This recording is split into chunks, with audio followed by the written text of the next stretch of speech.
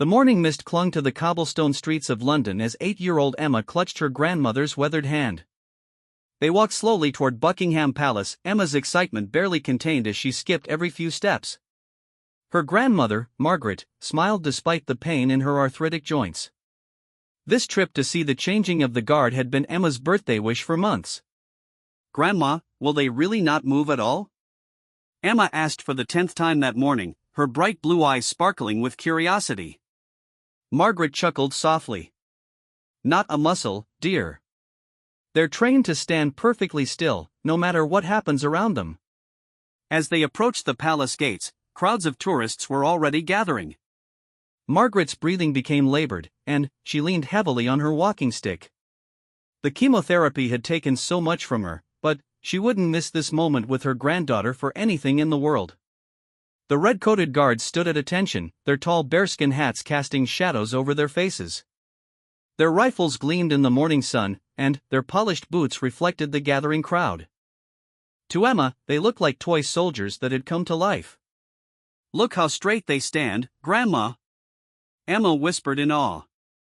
Among the guards was James Sullivan, a 26-year-old from a small village in Wales. He had joined the Queen's Guard 3 years ago, following in his father's footsteps. Behind his stoic expression, James was fighting his own battles. His younger brother had been diagnosed with leukemia 6 months ago, and the medical bills were crushing his family. Every day he stood at his post, he thought about little Thomas lying in that hospital bed. James had noticed the elderly woman and the young girl approaching. Something about their gentle interaction reminded him of his own grandmother, who had raised him after his parents died in a car accident. The old woman's careful movements and the child's protective attention to her spoke of deep love. Emma pressed closer to the barrier, trying to get the best view. Margaret struggled to see over the taller tourists who had pushed in front of them. Her strength was fading quickly, but she didn't want to disappoint Emma. "Can you see them, dear?" Margaret asked, though she could barely see them herself from their position at the back of the crowd. "A little bit," Emma lied, not wanting to worry her grandmother. In truth, she could only see the tops of their hats. A group of teenagers pushed past them roughly, causing Margaret to stumble. She caught herself on her walking stick, but her face had gone pale. Emma looked up at her grandmother with concern. "Are you okay, Grandma?" "Just a bit tired, sweetheart." "Don't worry about me." James had been watching the interaction from his peripheral vision. His training demanded absolute stillness, but something stirred in his chest as he saw the frail woman struggling. The crowd was getting larger and more aggressive as tour groups arrived. 20 minutes passed, and Margaret's condition was worsening. She was sweating despite the cool morning air, and her hands trembled as she gripped her walking stick. Emma noticed her grandmother's distress but didn't know what to do. "Maybe we should go home, Grandma," Emma said quietly. "No, dear. This is your special day. I'll be fine." But Margaret wasn't fine.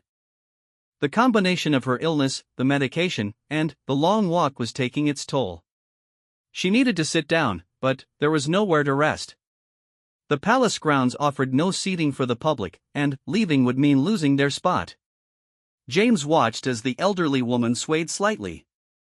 His military training warred with his human instincts. He had been taught that nothing should break his concentration, that the uniform represented something larger than individual concerns. But he also remembered his grandmother's words, "True strength isn't about following rules blindly, James. It's about knowing when compassion matters more." The ceremony was still 20 minutes away, and James could see that the woman might not last that long. Her granddaughter kept looking up at her with worried eyes, clearly torn between her excitement and her concern. Other tourists continued to push forward, completely oblivious to the struggling pair. A large man with a camera bumped into Margaret, nearly knocking her over. Emma tried to steady her grandmother, but at 8 years old, she wasn't strong enough. James made a decision that would change everything. He caught the eye of his fellow guard, Michael Chen, who stood 6 feet away. Michael had also been watching the situation unfold. With the slightest movement of his eyes, James communicated his concern. Michael, who had a daughter Emma's age, understood immediately. The two guards began to subtly shift their positions. It was so slight that most people wouldn't notice, but they were creating a small space behind them, closer to the palace wall where Margaret could lean for support. James then did something that went against every rule in the book.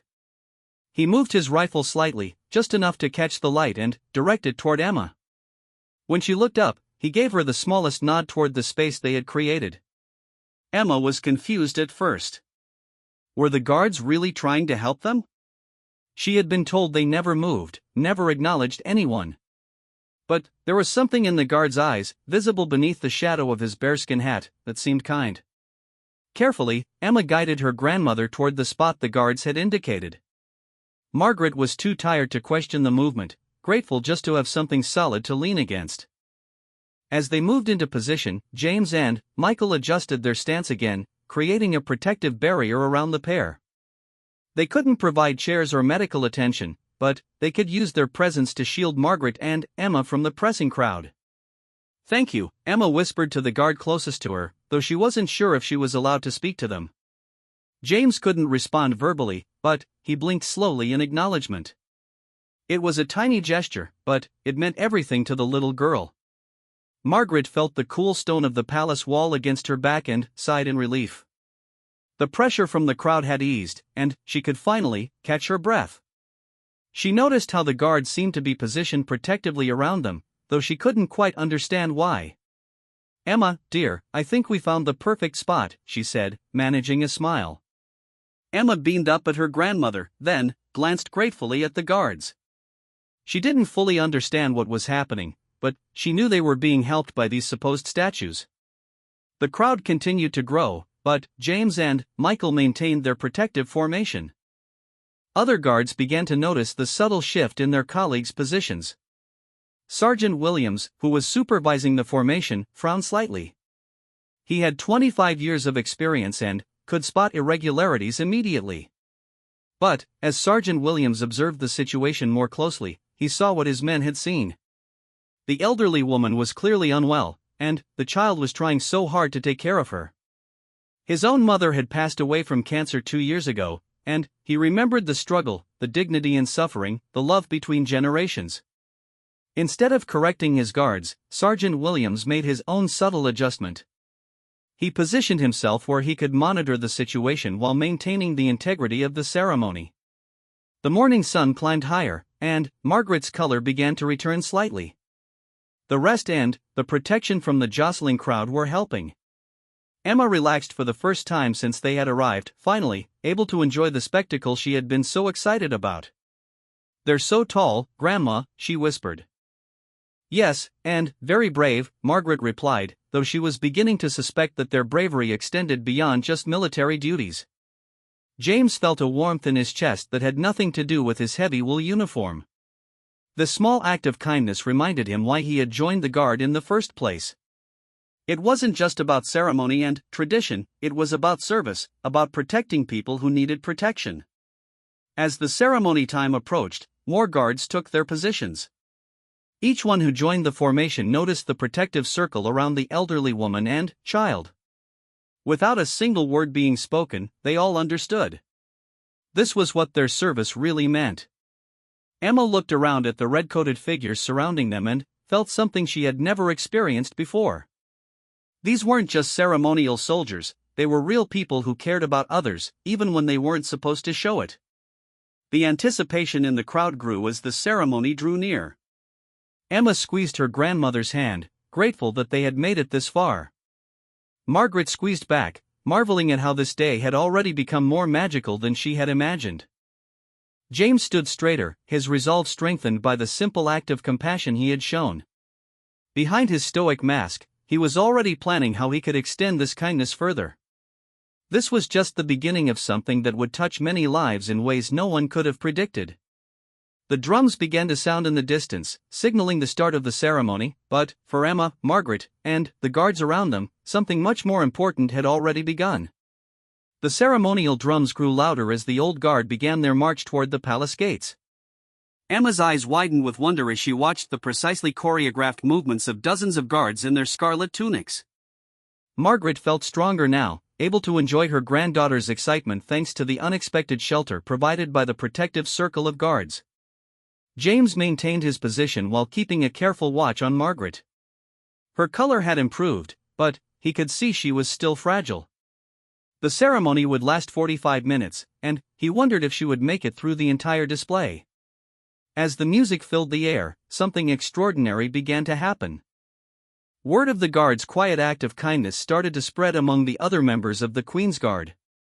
Corporal David Hughes, who was part of the marching formation, noticed the protective arrangement as he passed. He had grown up in foster care and understood what it meant to look out for those who couldn't protect themselves. When his unit took their position near the gates, David made a small adjustment. He angled his body slightly to help block the harsh morning sun that was beginning to beat down on Emma and Margaret. It was such a subtle movement that only another soldier would notice, but it provided crucial shade for the tired pair. Private Sarah Mitchell, one of the few female guards on duty that day, was positioned on the other side of the formation. She had noticed the gentle drama unfolding and felt her heart stir. Her own daughter had been born with a heart condition, and she knew the look of a grandmother trying to be strong for her grandchild despite her own struggles. Sarah began to watch the crowd more carefully, ready to subtly intervene if anyone tried to push past their protective formation. When a group of loud tourists started to move toward Margaret and Emma's spot, Sarah shifted her weight slightly, creating an invisible barrier that discouraged them from approaching. Emma was completely absorbed in the ceremony now. The music, the precise movements, and the colorful uniforms created a magical atmosphere. But what made it truly special was the sense that these grand soldiers cared about her and her grandmother.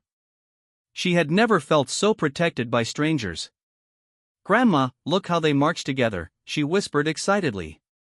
Margaret smiled, though her attention was divided between the ceremony and the remarkable behavior of the guards around them. In her 73 years, she had never witnessed such subtle compassion from people who were supposed to be unreachable. The changing of the guard ceremony reached its most dramatic moment as the new guard approached to relieve their colleagues. The music swelled, and the crowd pressed forward for better photos. This was typically when things became chaotic, with tourists pushing and shoving for the best positions. James felt the familiar tension that came with crowd control during the climactic moments. But, today, he had an additional concern. He could see that Margaret was growing tired again, and the surge of excited spectators threatened to undo all the protection they had provided.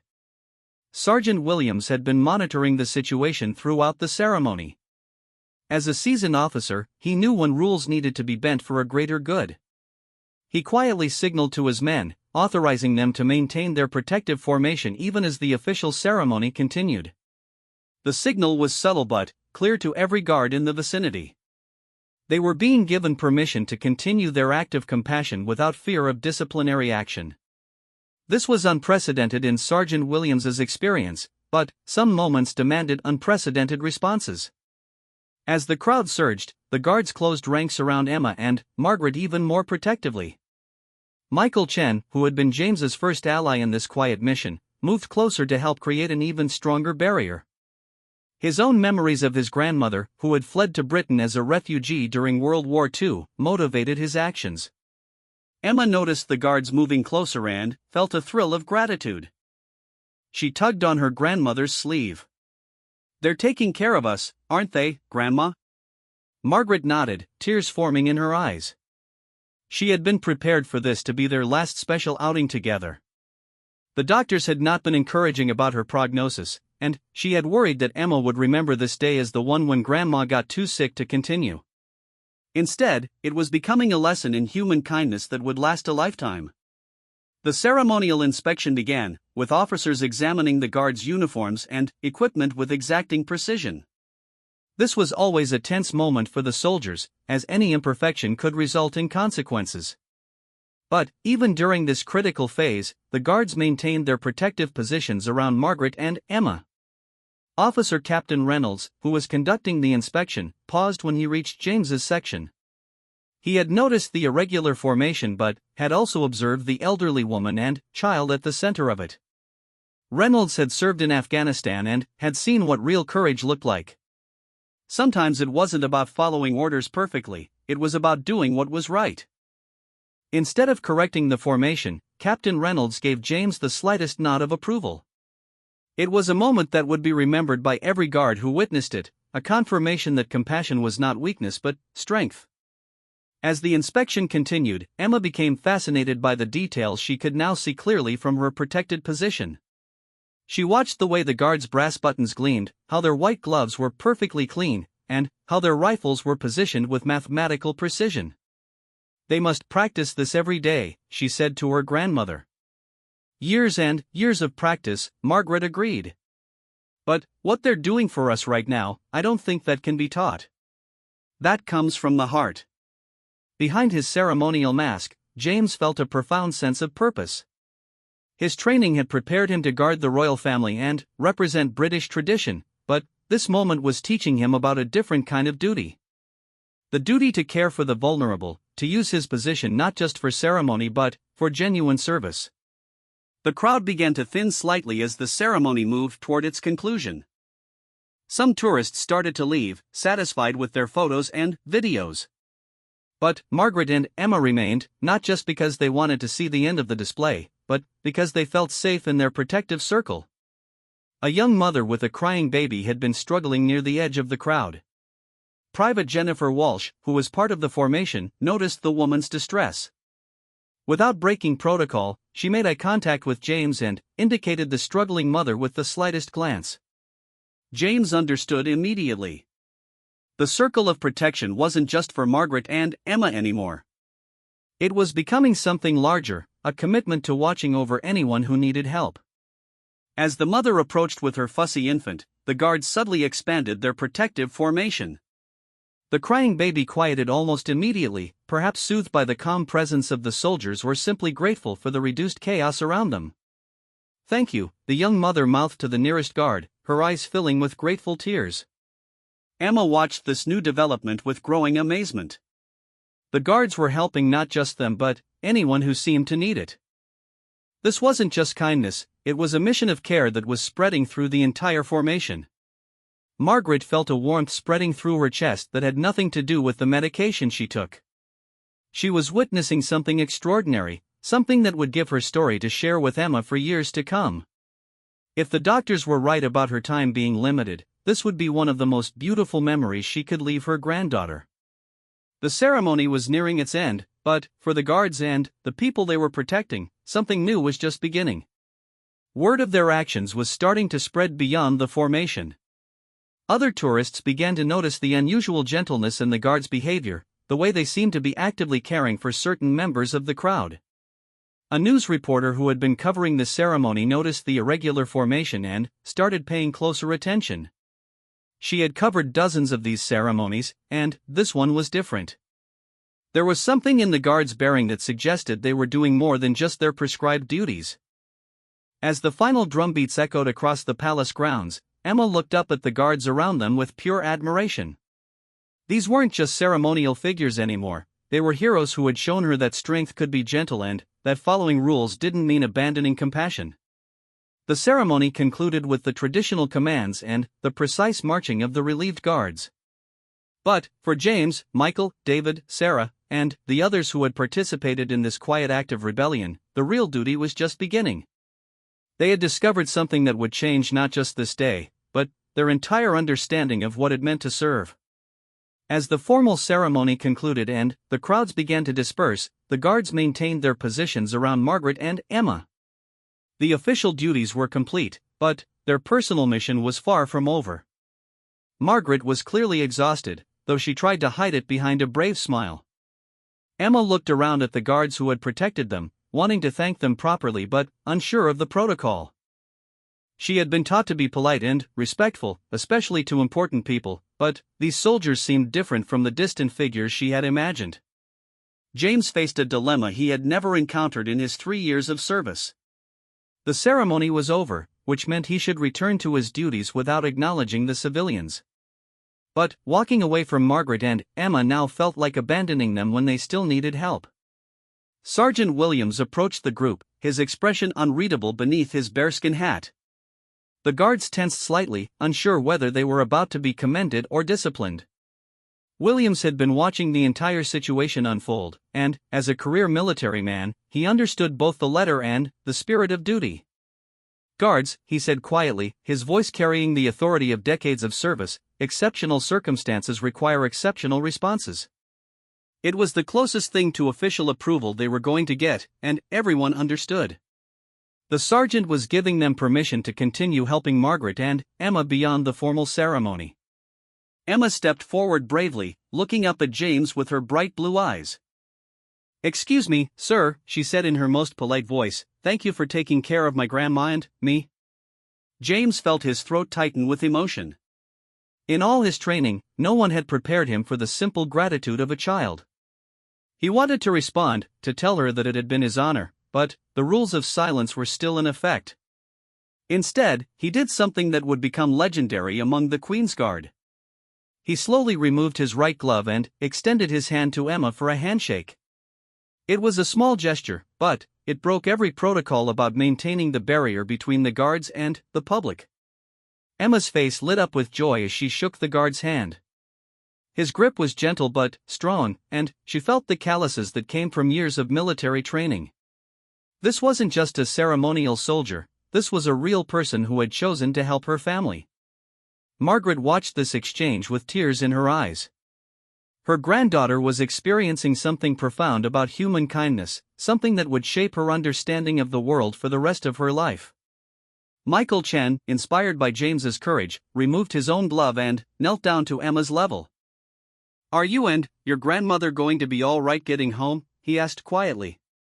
It was the first time any of them had spoken to civilians during duty hours, and the question opened a floodgate of genuine human connection that had been dammed up by protocol and tradition. "We're going to take the bus," Emma said proudly. "Grandma gets tired, but she wanted to see you for my birthday." "Today is your birthday?" asked Private Sarah Mitchell, who had joined the circle. Her maternal instincts were fully engaged now. Emma nodded enthusiastically. "I'm 8 today, and this was my birthday wish." The guards exchanged glances, each thinking the same thing. This little girl had wished to see them for her birthday, and her sick grandmother had made it happen despite her own struggles. The weight of that sacrifice and love was overwhelming. Corporal David Hughes, who had been quietly observing, made a decision that would surprise everyone, including himself. He reached into his pocket and pulled out a small pin from his uniform collection. It wasn't an official piece, but a personal memento that guards sometimes carried. "Happy birthday, Emma," he said, offering her the pin. "This is from all of us." Emma gasped with delight, holding the pin like it was made of gold. "Really? For me?" "For being brave and taking such good care of your grandmother," David replied. Margaret felt her heart swell with emotion. These soldiers were not just breaking protocol, they were creating a moment of pure magic for her granddaughter. The cancer might take away many things, but no one could ever take away this memory. The news reporter who had been observing from a distance approached cautiously. Rebecca Martinez had been covering ceremonial events for 5 years, and she had never seen anything like this. The transformation of the Stoic guards into compassionate human beings was remarkable. "Excuse me," she said to Sergeant Williams, "I'm with the London Times. What's happening here is extraordinary. Would it be possible to speak with you about this?" Williams considered her request carefully. Media attention could complicate things, but it could also highlight something important about the human side of military service. These guards saw people who needed help, and they helped, Williams said simply. "That's what service means." Rebecca began taking notes, realizing she was witnessing something that could change public perception of the Queen's Guard forever. This wasn't just a story about breaking protocol, it was about rediscovering the true meaning of duty. As more guards finished their ceremony duties, they began to gather around Margaret and Emma. Word had spread through the ranks about what was happening, and no one wanted to miss being part of something this meaningful. Private Jennifer Walsh approached with a bottle of water from the guard's personal supplies. "Mrs.?" she asked gently. Margaret Thompson, the elderly woman replied, accepting the water gratefully. Mrs. Thompson, you look like you could use this. It's a warm day, and you've been standing for a long time. Margaret took the water with trembling hands, touched by the genuine concern in the young soldier's voice. You're all so kind. I never expected. We never expected this either, Jennifer admitted with a smile. But sometimes the best things are unexpected. Emma was now surrounded by a group of the most elite soldiers in Britain, all of them focused on making her birthday special and ensuring her grandmother's comfort. She felt like the most important person in the world. Do you know any stories about being a guard? Emma asked James, her natural curiosity bubbling over. James looked to Sergeant Williams, who nodded almost imperceptibly. They were already so far beyond normal protocol that a few stories wouldn't make much difference. Well, James began, his Welsh accent becoming more pronounced as he relaxed. Once I was standing guard when a pigeon landed right on my hat. I had to stand perfectly still for 2 hours with this bird just sitting there, looking down at me. Emma giggled delightedly. What happened to the pigeon? He eventually flew away, but not before leaving me a little present on my uniform, James said with a grin. The other guards chuckled, sharing their own amusing stories about the challenges of maintaining perfect stillness in unpredictable situations. Margaret listened with growing wonder as these formal soldiers revealed their humanity through laughter and conversation. A small crowd of tourists had noticed the unusual gathering and began to approach. Some were curious about why the guards were talking to civilians, while others sensed that they were witnessing something special. Among the approaching observers was Dr. Helen Patel, a pediatric oncologist who had been visiting London with her family. She recognized the signs of cancer treatment in Margaret immediately and understood the courage it must have taken for the elderly woman to make this trip. Dr. Patel approached carefully, not wanting to intrude but feeling compelled to offer help. Excuse me, she said to Sergeant Williams, I'm a doctor. Is the lady all right? Margaret overheard and smiled weakly. Just a bit of cancer getting in the way of my granddaughter's birthday celebration. Dr. Patel's professional demeanor softened with compassion. Would you like me to check your vitals? I have a small medical kit with me. The guards watched in amazement as their circle of protection expanded to include medical care. What had started as a simple act of kindness was becoming a community of care that crossed all professional boundaries. As Dr. Patel quietly examined Margaret, the guards continued to entertain Emma with stories and jokes. She was having the best birthday of her young life, surrounded by heroes who had stepped out of their formal roles to become real people. Your blood pressure is a bit low, Dr. Patel told Margaret quietly, but nothing dangerous. You should probably rest soon, though. Margaret nodded, knowing that the magical morning would have to end eventually. But she also knew that what had happened here would live in Emma's heart forever. James overheard the doctor's assessment and felt a new surge of protective instinct. They couldn't let Margaret and Emma struggle home alone on public transportation, not when they were already part of this extended family of care. He looked around at his colleagues, seeing the same thought reflected in their eyes. They had come too far to stop caring now. The true test of their kindness would be ensuring that Margaret and Emma got home safely. The story was far from over. If anything, the most important chapter was about to begin. As the afternoon sun climbed higher, Margaret's fatigue became impossible to hide. Dr. Patel had discreetly suggested that the elderly woman needed to get home and rest, but Margaret was reluctant to end Emma's perfect birthday celebration. James watched Margaret struggle with growing concern. His military training had taught him to solve problems, not just stand by while people suffered. He looked at Sergeant Williams, who had been quietly coordinating the unprecedented situation. Sergeant, James said quietly, we can't let them struggle home on the bus. Not after everything. Williams nodded thoughtfully. He had been thinking the same thing. What do you suggest, Sullivan? My shift ends in 30 minutes. I could drive them home in my personal car. Make sure they get there safely. Other guards immediately volunteered to help. Michael Chen offered to accompany them, and Sarah Mitchell suggested they coordinate with the palace medical staff to ensure Margaret had proper care during the journey. But then, something even more extraordinary happened. Captain Reynolds, who had been observing the entire situation from a distance, approached the group with an unexpected announcement. "Guards," he said formally, "I've been in contact with palace administration. What's happened here today has been noted at the highest levels." Everyone tensed, unsure whether this was good news or bad news. Breaking protocol, no matter how noble the reasons, could have serious consequences. "Her Majesty," Reynolds continued, "has asked me to convey her personal gratitude for your actions today. She believes that true service sometimes requires going beyond duty." The guards stood straighter, hardly believing what they were hearing. The Queen herself had taken notice of their compassion. Reynolds continued, "Furthermore, Palace administration has arranged for a car to take Mrs. Thompson and Emma home safely, with a medical attendant, if needed." Margaret gasped, overwhelmed by the gesture. "That's too much," she protested weakly. "We don't need special treatment." "Ma'am," Reynolds said gently, "with respect, today you've taught us all something about what deserves special treatment. A grandmother who brings her granddaughter to see the guards despite her own illness, and a child who takes such loving care of her grandmother, deserve the very best we can offer." Emma looked around at all the faces focused on her and her grandmother, hardly able to process the magnitude of what was happening.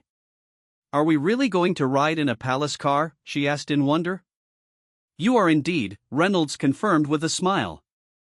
As if the day couldn't become more magical, a sleek black car with royal insignia pulled up to the palace gates. The driver, dressed in formal livery, stepped out and opened the passenger door with ceremonial precision. But, before they left, something beautiful happened. One by one, each guard who had been part of the protective circle approached Emma to say goodbye. They knelt down to her level, shook her small hand, and wished her a happy birthday. James was the last to approach. He had started this chain of compassion, and now he felt responsible for making sure it ended properly. "Emma," he said gently, "I want you to remember something important. What happened here today wasn't really about us guards being special. It was about people taking care of each other. Promise me you'll remember that, and you'll take care of other people when they need help." Emma nodded solemnly, understanding that this was more than just birthday fun. "I promise. And I'll tell everyone about how brave and kind you all are." James felt his eyes fill with tears as he realized the profound impact this day would have on this little girl's life. She would grow up knowing that kindness was possible even in the most formal circumstances, that rules could bend for love, and that true strength showed itself through compassion. Margaret was helped into the car by gentle hands, each guard taking a moment to ensure her comfort. Dr. Patel, who had decided to accompany them part way to monitor Margaret's condition, settled in beside them.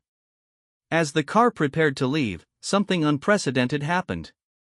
The entire formation of guards, led by Sergeant Williams, came to attention and saluted Margaret and Emma through the car windows.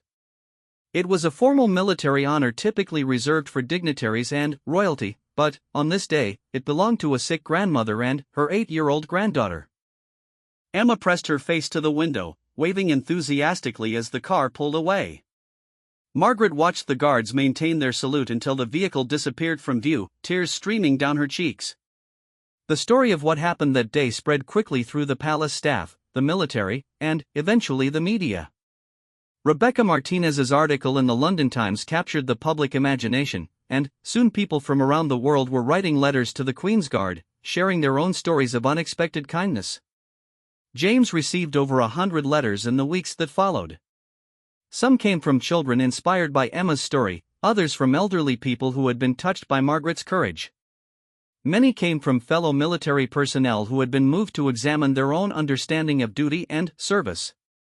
But the letter that meant the most came from Emma herself, written in careful 8-year-old handwriting. "Dear Guard James and all the nice guards, thank you for making my birthday the best ever. Grandma is feeling better and tells everyone about how kind you were. She says angels can wear red coats too.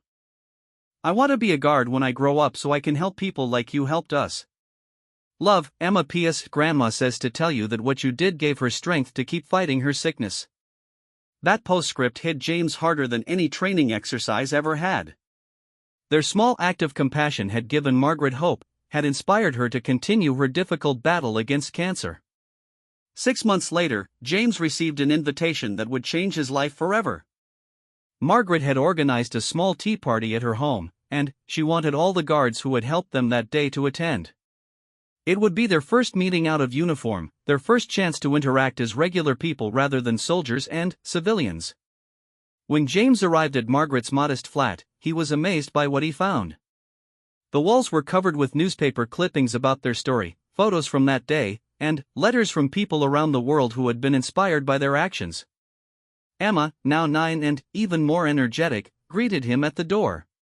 "Guard James. You look different without your hat." Margaret, who was thinner but smiling brightly, welcomed him into her home. "James, dear, I wanted you to see what you started that day." She led him to a scrapbook filled with stories of kindness that people had shared after reading about their experience. Teachers had written about students helping classmates, police officers had shared stories of going beyond their duties to help citizens, and healthcare workers had been inspired to add extra compassion to their patient care. "Your kindness didn't just help Emma and me," Margaret explained. "It reminded people everywhere that there's always room for compassion, no matter what job you have or what rules you're supposed to follow." As the other guards arrived for the tea party, the small flat filled with laughter and conversation. These men and women who had stood silent and stoic for years were now sharing stories, making plans to stay in touch, and forming friendships that would last a lifetime. Emma had prepared a special presentation for them. She had drawn pictures of each guard, complete with their names and the things they had done to help her and her grandmother. Each drawing came with a handwritten note explaining why that guard was her hero. But the most meaningful moment came when Margaret stood up, despite her obvious weakness, and addressed the group. "I don't know how much longer I have," she said quietly, "but I want you all to know that you gave Emma and me something precious that day. You showed us that the world is full of good people who will help when help is needed. You taught Emma that strength and gentleness can exist in the same person. And you reminded an old woman that kindness isn't dead, it's just sometimes hidden behind uniforms and rules." There wasn't a dry eye in the room as the guards realized the full impact of their actions. They had thought they were simply helping an elderly woman and a child get through a difficult day. Instead, they had created a ripple effect of compassion that was spreading around the world. James looked around at his colleagues, at Emma drawing pictures at the kitchen table, at Margaret serving tea with trembling but determined hands, and felt a profound sense of purpose.